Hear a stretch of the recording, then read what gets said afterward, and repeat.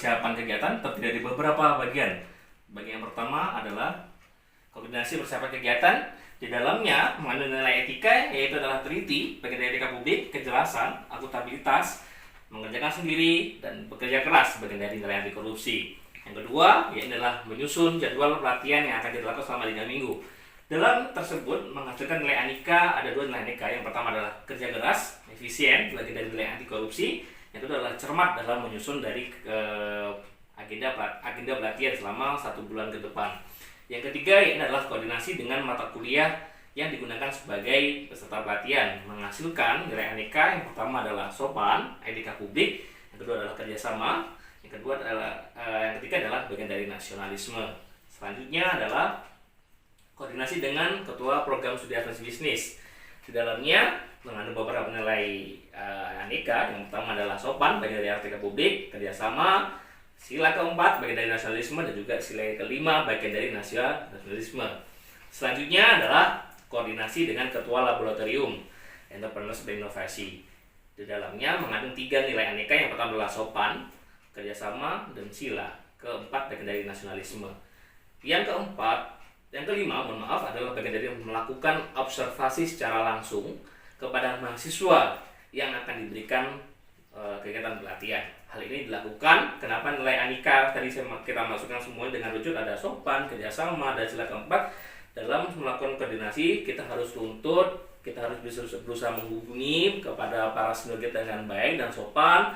Bagaimana cara kita berkoordinasi dengan baik untuk kelancaran dari kegiatan aktualisasi yang akan kita lakukan.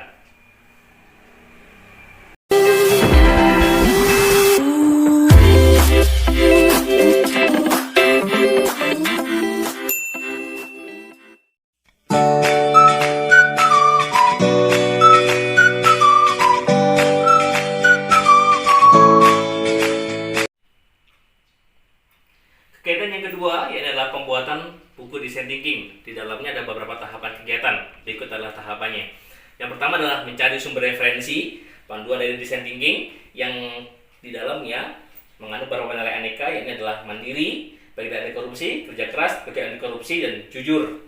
Kita harus bisa mengerjakan tersebut sendiri. Yang kedua adalah menyusun prototipe buku panduan awal. Sebelum kita menyusun buku panduannya, oleh karena itu adalah harus menyusun prototipe yang ada. Di dalamnya terdapat beberapa nilai Aneka. Pertama adalah sila pertama, nasionalisme. Yang kedua adalah cermat.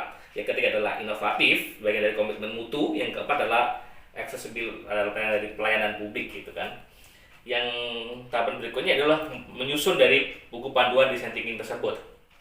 Beberapa nilai Aneka yang pertama adalah kreatif dan inovasi, bagian dari komitmen mutu. Yang kedua adalah keahlian, bagian dari etika publik. Yang ketiga adalah memberikan informasi secara tepat. Di dalam buku tersebut kita harus bisa menjelaskan dengan baik dan tuntut gitu kan. Ini adalah proses dari bagian dari etika publik.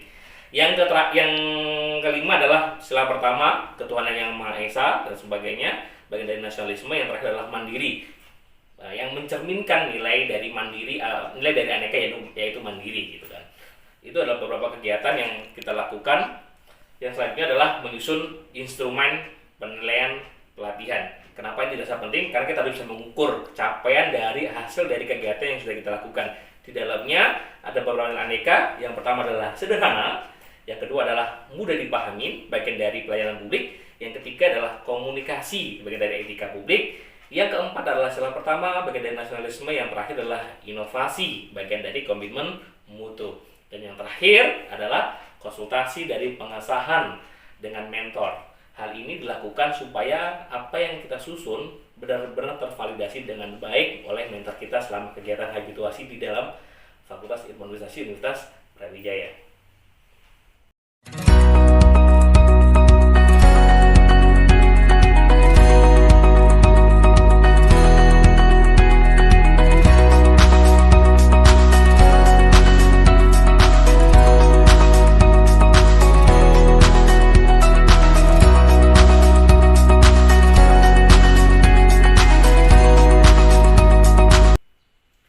Kegiatan ketiga yaitu adalah pembuatan perangkat pelatihan dan persiapan untuk mendukung pemahaman desain thinking tersebut. Beberapa tahapan yang ada di dalam kegiatan ini adalah sebagai berikut. Yang pertama adalah mencari games.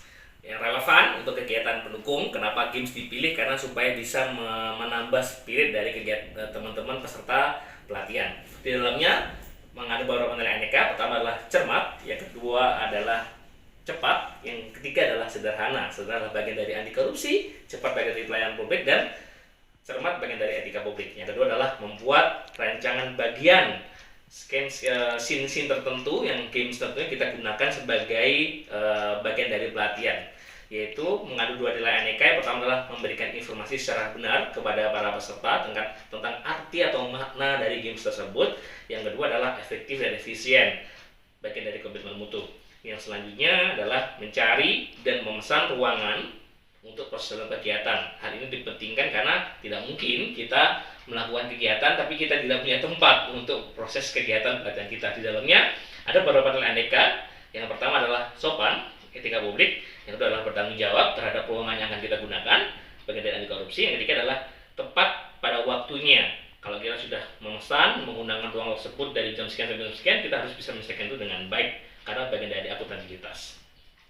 Selanjutnya adalah membuat PowerPoint. Inti dari kegiatan tersebut kita buatkan slide untuk mempermudah prosesnya. Di dalamnya mengandung nilai aneka. Yang pertama adalah inovatif, yang kedua adalah mandiri, bagian dari korupsi, yang ketiga adalah mudah dipahami oleh pada peserta, bagian dari pelayanan publik, dan selanjutnya adalah menyusun instrumen pendekatan dari design thinking.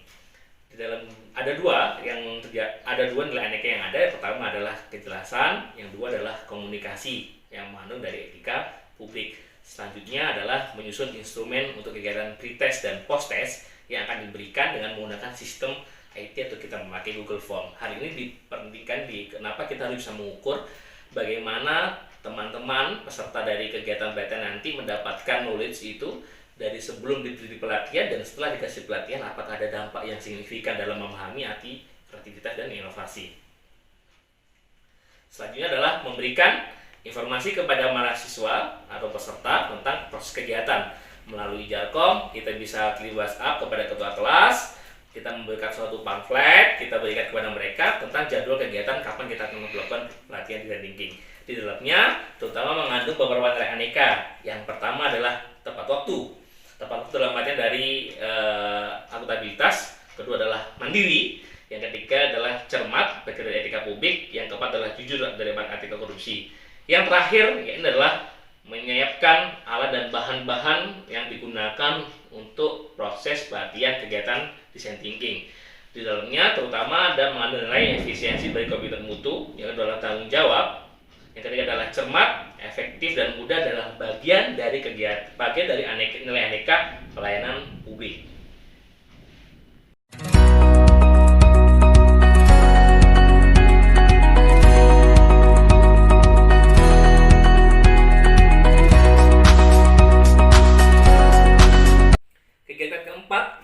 Pelaksanaan kegiatan pelatihan design thinking ini adalah merupakan dari kegiatan inti.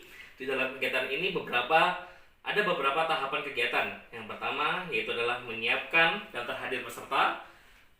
Kenapa ini penting? Kita harus bisa melihat siapa saja yang mengikuti proses kegiatan. Di dalamnya menilai aneka yaitu mandiri, anti korupsi, cermat, bagian dari etika publik, jujur, bagian dari anti korupsi. Yang kedua adalah melaksanakan pretest. Kita harus seperti yang sudah saya laporkan terlebih dahulu tadi. Kita sudah menyusun pretest, otomatis kita harus bisa mengujikan kepada teman-teman untuk mengukur pengetahuan teman-teman dari peserta sejauh mana pemahaman mereka tentang inovasi dan kreativitas. Di dalamnya mengandung nilai adil dari anti korupsi, yang kedua adalah transparansi, akuntabilitas, yang ketiga adalah berani, anti korupsi, yang terakhir adalah tidak menyalahgunakan informasi yang ada. Selanjutnya adalah memberikan pelatihan dari kegiatan design thinking tersebut. Di dalam proses pelatihan ini kita harus bisa menyampaikan secara baik dan benar dengan runtut supaya bagaimana mahasiswa benar-benar paham apa makna dari inovatif dan kreativitas, agar dengan terselesaikannya atau terselenggaranya atau mereka pasca mengikuti proses kegiatan pelatihan design thinking ini bisa memahami dengan baik. Di dalamnya mengandung slide pertama, kita mulai dengan membaca doa, itu adalah nasionalisme. Kedua adalah prinsip keahlian, karena yang menyampaikan adalah teman-teman orang yang memang benar paham. Yang ketiga adalah komunikasi yang baik, bagian dari etika publik. Yang keempat adalah adil dan bagian dari anti korupsi. Selanjutnya adalah yang terakhir adalah memberikan tugas membuat proyek. Kenapa ini dirasa penting? Karena mahasiswa harus bisa melihat secara langsung ketika mereka memilih suatu permasalahan dari bagian dari inovatif dan kreativitas, mereka harus bisa menyusun dengan baik karena mahasiswa harus bisa jadi problem solver. Di dalamnya mengandung beberapa nilai aneka. Yang pertama adalah kepemimpinan, nilai dasar dari ASN. Yang kedua adalah proses dari komitmen mutu. Yang ketiga adalah tanggung jawab, bagian dari anti korupsi.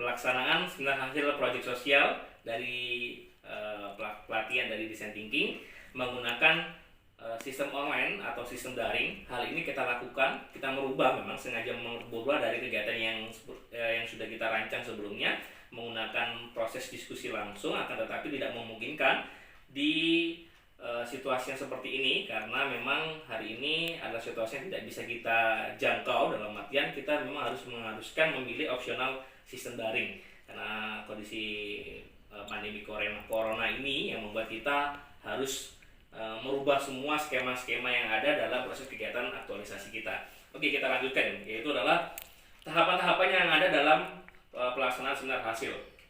Yang pertama adalah menyiapkan aplikasi dari kegiatan telekonferensi dengan teman-teman mahasiswa dan salah satu ketua laboratorium seminar untuk menyampaikan seminar hasil proyek sosial. Di dalamnya mengandung dua nilai. Yang pertama adalah inovasi dan tanggung jawab. Kenapa inovasi? Karena menggunakan sistem daring terbaik dari inovasi, dan ini adalah bagian dari proses pendukung kampus mereka yang sudah dicanangkan oleh Mas Menteri. Yang kedua adalah melakukan aktivitas group discussion dengan teman-teman, dengan peserta, dengan ketua laboratorium bersama. Kita mendengarkan dengan memaparkan. Yang pertama, mereka mengirimkan video terlebih dahulu. 1 hari sebelum pelaksanaan kegiatan telekonferensi, mereka mengirimkan video terlebih dahulu. Kita putar dulu, kita pelajari. Di saat waktu hari H ini kita diskusi bersama. Diskusi dalam artian mencari solusi atau menambahkan solusi dari kegiatan-kegiatan yang sudah mereka susun, agar proyek yang sudah mereka susun menjadi proyek yang dapat direalisasikan dengan baik. Di dalamnya mengandung beberapa nilai aneka. Yang pertama adalah tanggung jawab, bagian dari etika publik. Yang kedua adalah sila keempat, kita harus musyawarah. Musyawarah dalam artian kegiatan group discussion adalah bagian dari musyawarah, adalah nilai dari nasionalisme. Yang terakhir adalah efektif dan efisien, kita mendengarkan tersebut. Dan yang ketiga adalah melakukan post test. Kalau tadi sudah kegiatan pre-test, yang kegiatan dalam ini adalah melakukan post test. Post test ini kita perlukan untuk kita bisa membandingkan, kita bisa meng-compare. Kegiatan yang pertama tadi adalah pre-test, kedua adalah post test. Bagaimana kita akan melihat setelah mahasiswa diberikan pelatihan, bagaimana dampaknya? Apakah mereka terjadi pengetahuan atau pemahaman secara signifikan, atau justru mungkin malah penurunan? Jangan sampai seperti itu terjadi. Dan di dalamnya mengandung beberapa nilai etika. Nilai etika adalah adil, anti korupsi. Yang kedua adalah transparansi.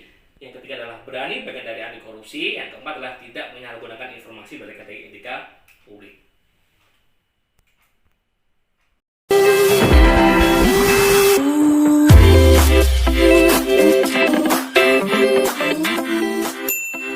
Kegiatan yang terakhir yaitu adalah evaluasi hasil pelaksanaan kegiatan pelatihan design thinking.